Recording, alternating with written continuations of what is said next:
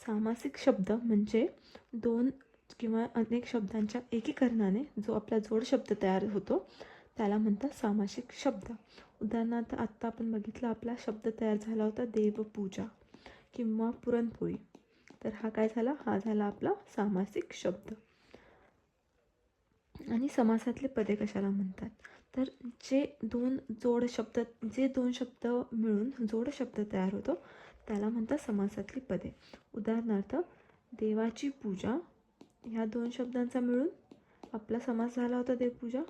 तर देव हा एक पहिलं पद आणि पूजा हे झालं आपलं दुसरं पद. असं मिळून आपला समासिक शब्द तयार झाला होता देवपूजा. तर यातलं पहिलं पद जे आहे ते देव आणि दुसरं पद जे पूजा, तर याला म्हणतात समासातली पदे. आता विग्रह कशाला म्हणतात? तर सामासिक शब्दाची जेव्हा आपण फोड करतो तेव्हा त्याला म्हणतात विग्रह. देवपूजाचं जर आपण फोड केली तर त्याचं काय होईल? त्याचं होईल देवाची पूजा. त्याचं काय होईल? देवाची पूजा. हा झाला आपला विग्रह. अजून एक उदाहरण बघायचं झालं तर नवरात्र. नवरात्र म्हणजे काय? तर नवरात्रींचा समूह. तर हा जो नवरात्रींचा समूह, हे नवरात्राची आपण फोड केली तर हा झाला आपला विग्रह.